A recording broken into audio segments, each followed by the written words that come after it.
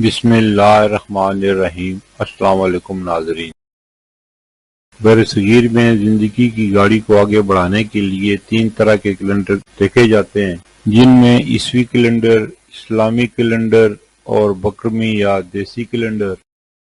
عیسوی کیلنڈر کے حساب سے 30 اپریل 2025 دن بدھ کا، ہجری یا قمری کیلنڈر کے حساب سے پاکستان، بھارت، بنگلہ دیش اور دیگر ممالک میں یکم ذی-القعدہ 1446 ہجری دن بدھ کا، سعودی عرب اور دیگر خلیجی ممالک میں ہجری یا قمری کیلنڈر کے حساب سے 2 ذی-القعدہ 1446 ہجری دن بدھ کا، بکرمی یا پنجابی کیلنڈر کے حساب سے 16 وساخ یا بیساکھ 2082 دن بدھ کا۔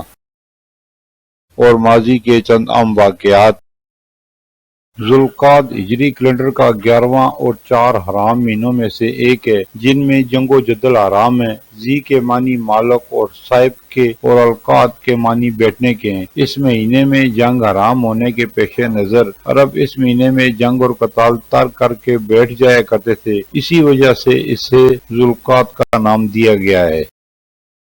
پہلی بار 30 اپریل 2010 کو یوم شہداء منانے کا فیصلہ کیا گیا اور اس دن کو ان جوانوں اور افسران سے منسوب کیا گیا جنہوں نے پاکستان کے دفاع اور انسداد دہشت گردی کے لیے اپنی قیمتی جانیں نچھاور کیں، اور یہ دن یعنی یوم شہداء تقریباً 5 سال تک افواج پاکستان میں پورے جوش و خروش سے منایا جاتا رہا، مگر واضح رہے اب یہ دن کسی بھی سطح پر نہیں منایا جاتا۔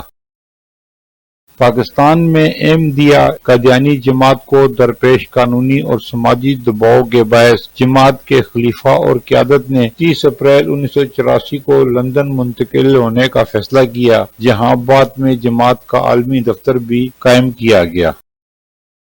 30 اپریل 1972 کو خیبر پختونخوا اس وقت کے شمال مغربی سرحدی صوبے کے گورنر کے عہدے سے حیات شیرپاؤ کی جگہ ارباب قندر خان کو مقرر کیا گیا۔